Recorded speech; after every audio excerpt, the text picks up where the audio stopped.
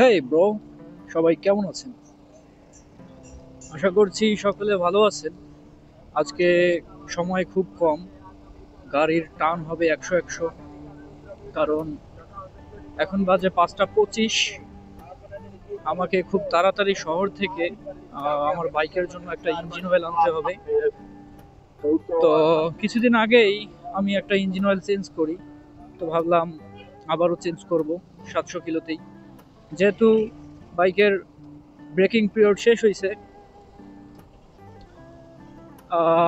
2000 হয়ে গেছে, তো ভাবলাম যে 2000 একটা চেঞ্জ করব।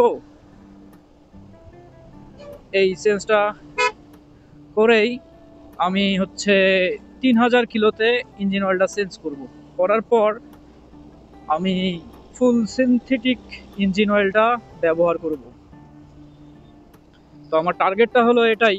যদিও একটা মিনারেল ইঞ্জিন অয়েল দিয়ে 1000 কিলোমিটার চালানো যায়, তবে আমি চালাবো না।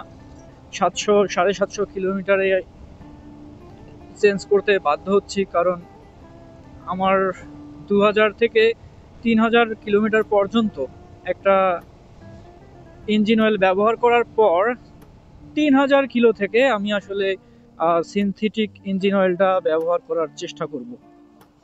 যেহেতু আমার প্রতিদিন 50 থেকে 60 কিলোমিটার অ্যাভারেজ বাইক রাইড করা হয়, সেহেতু আমার সিনথেটিকটা ব্যবহার করলে মোটামুটি আমার 2 মাস 2.5 মাস চলে যাবে। আর 2 মাস 2.5 মাসেই আমার আসলে 3000 কিলোমিটার হয়ে যাবে। আর একটা সিনথেটিক ইঞ্জিন অয়েল দিয়ে 3000 কিলোমিটার পর্যন্ত বাইক রাইড করা যায়। তো যদিও আমি 3000 কিলোমিটার পর্যন্ত চালাবো না, 2200-2300তেই আমি চেঞ্জ করে ফেলবো। আর আজকে রাইডটা হচ্ছে একটু ভিন্ন। সময় যেহেতু নাই, ব্যস্ত রাস্তার মধ্যে একটু টাফ ভাবে বাইকটা রাইড করতে হচ্ছে, হাই বিম দিতে হচ্ছে, হর্ন বাজাতে হচ্ছে। তো দেখা যাক, সিএনজিটা চলে যাক, আমি বামের রোডে ঢুকে যাব। কারণ সোজা যাওয়া যাবে না, বামেই ঢুকতে হবে।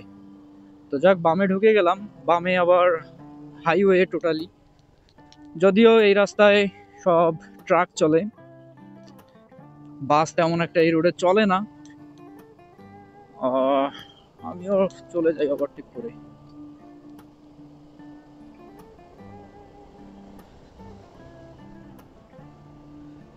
আজকে রাইডটা একটু টাফ হবে, রাস্তাও অনেক গ্যাঞ্জাম।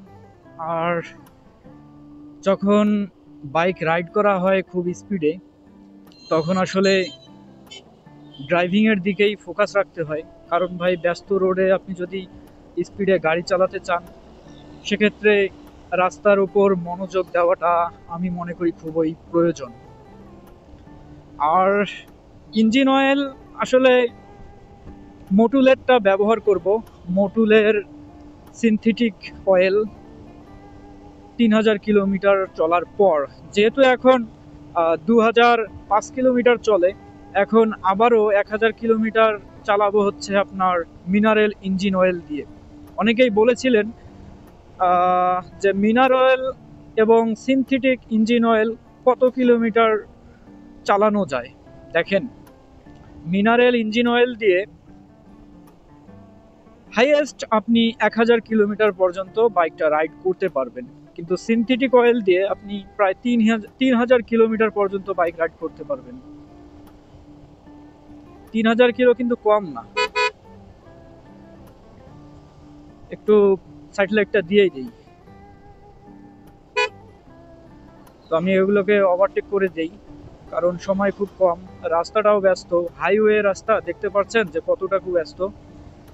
তো গাড়ি টার্ন হবে এই ব্যস্ত রাস্তায়, যতটুকু আসলে জোরে যাওয়া যায় ততটুকুই যাব। কখনোই আমি অধিক গতি পছন্দ করি না। যদিও 100 গতি, ওটা অধিক গতি হয়ে যায়। এখন আমার গাড়ি চলছে প্রায় 6000 আরপিএম এর কাছাকাছি, গাড়ির স্পিড হলো 82। যেহেতু বাইকের ব্রেকিং পিরিয়ড আমার ফিল আপ, আমি টার্গেট নিয়েছিলাম যে 2000 কিলোমিটার পর্যন্ত খুব স্মুথ ভাবে বাইকটা রাইড করার চেষ্টা করব।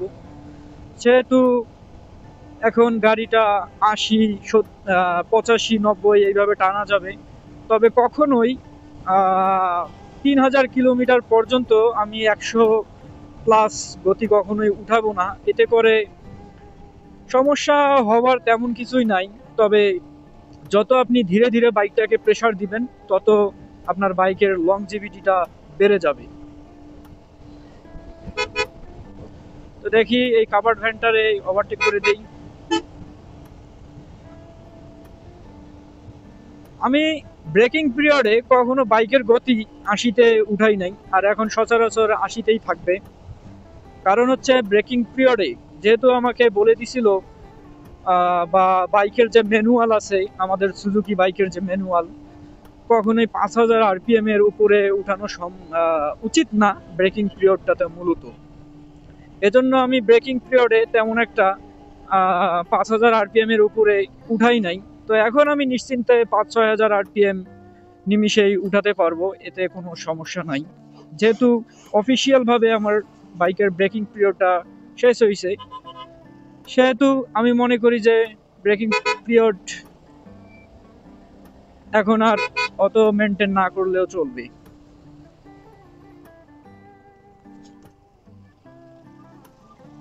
যাক, আজকে খুব সময় খুবই কম, এই জন্য একটু ধামাক্কা টান হচ্ছে।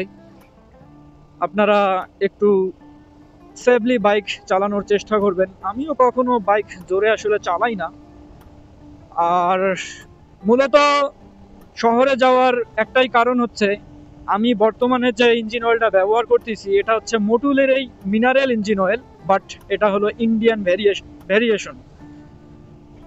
কিন্তু আমি এখন চাচ্ছি যে মোটুলের মিনারেল ফ্রান্সের ইঞ্জিন অয়েলটা ব্যবহার করার জন্য।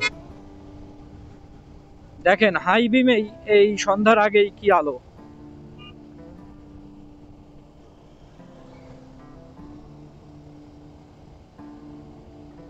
আজকে বাইক রাইডটা খুব জোরে হয়ে যাচ্ছে, মানে ব্যস্ত রাস্তায় এভাবে আসলে বাইক রাইড করা উচিত না। আর এই রাস্তায় অনেক স্পিড ব্রেকার ভাই, হাইওয়েতে যে স্পিড ব্রেকার থাকে এটা খুব খারাপ লাগে। হাইওয়েতে ভাই কেন স্পিড ব্রেকার থাকবে, আমার প্রশ্ন হলো এটা। দেখেন কি স্পিড ব্রেকার, মানে যাবো কোন দিক দিয়ে এটাই ভাবে হচ্ছি না। আর আপনারা যখন ভাই বাইক রাইড করবেন কখনো গাড়ির পিছনে বাইক রাইড করার চেষ্টা করবেন না। কারণ একটা বড় গাড়ি যেভাবে ব্রেক ধরে, আপনার ব্রেক কিন্তু ওইভাবে ধরবে না। 4 চাকার গাড়ি যদি চাকা স্কিডও করে সেক্ষেত্রে কোনো সমস্যা নাই, কিন্তু বাইকের চাকা যদি ভাই একবার স্কিড করে তাহলে প্রবলেম আছে, আপনি নিশ্চিত পিছলা খেয়ে পড়ে যাবেন। এটাই মাথায় রাখতে হবে যে কখনোই গাড়ির পিছনে যাবেন না। আর দূরপাল্লার যে বাসগুলো আছে ভাই, সেগুলোর পেছনে তো কখনো যাওয়াই যাবে না, কারণ দূরপাল্লার বাসরা যেভাবে ব্রেক করে মাঝে মধ্যেই, সেটা আসলে কল্পনারও বাইরে।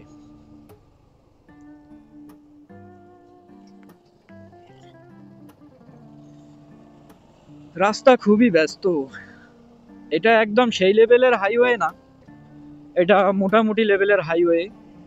আর এই হাইওয়েতে গাড়ি চলে মোটামুটি, গ্যাঞ্জাম আছে, মানে চিপা হাইওয়ে, বেশি একটা ওই রকম যে হাইওয়ে সেটা কিন্তু না, ওই রকম কিন্তু না। দেখি কত তাড়াতাড়ি পৌঁছাইতে পারি।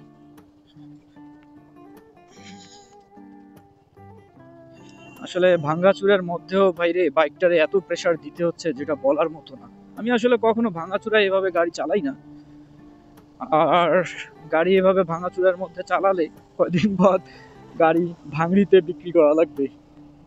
আর তাছাড়া আমার এটা বাজে অভ্যাস কি জানেন, বাজে অভ্যাস না, এটা ভালো অভ্যাসই বলতে পারেন। সেটা হলো বাইক যদি চালানোর সময় বাইক থেকে আওয়াজ আসে, ধ্যানি আওয়াজ, এই আওয়াজগুলো না আমার একদম ভালোই লাগে না। মানে একটা বাইক চালাবো, একটা গাড়ি চালাবো, যদি গাড়িটা ধ্যারেত করে তাহলে কেমনটা লাগে বলেন। আমি আল্লাহর রহমতে আমার মোটরসাইকেল থেকে শুরু করে বাংলাদেশে সর্বোচ্চ লাইসেন্স আমার আছে। আমি হেভি বাইকের লাইসেন্স অলরেডি আমার হয়ে গেছে, মাত্র 8-10 দিনে লাইসেন্সটা করছি। আল্লাহর রহমতে বাংলাদেশের সকল গাড়ি আমার চালানো শেষ, শুধু 22 চাকা যে গাড়িটা আছে ওই গাড়িটা এখনো চালাই নাই, ইনশাল্লাহ ওটাও চালাই ফেলবো। তো যাক, আল্লাহর রহমতে 8-9 বছর থেকে বড় বড় গাড়ি ড্রাইভ করে আসছি, কোনো প্রকার এখনো পর্যন্ত সমস্যা হয় নাই বা কোনো অ্যাক্সিডেন্টের সমস্যার মধ্যে পড়িও নাই। তবে আল্লাহ যেন এরকম সারা জীবনটা সুস্থ রাখে, কারণ সুস্থতা হচ্ছে সব থেকে বড় জিনিস। আপনি যদি সুস্থ না থাকেন তাহলে তো ভাই কখনোই আপনি গাড়ি ড্রাইভ করতে পারবেন না।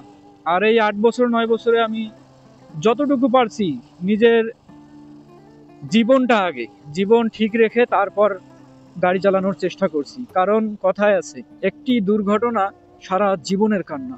তো এই জিনিসটা মনে রাখতে হবে। তো যাক, বেশি কথা বলবো না, ইঞ্জিন অয়েলটা নিয়ে আসি। ইঞ্জিন অয়েলটা হয়তো ওই ব্লগটা আর দিব না, দেখি মডুলের আপনার ফ্রান্সের মিনারেল অয়েলটা পাওয়া যায় কিনা। তো সবাই ভালো থাকবেন, দেখা হচ্ছে নেক্সট ব্লগে। তো চিল ব্রো।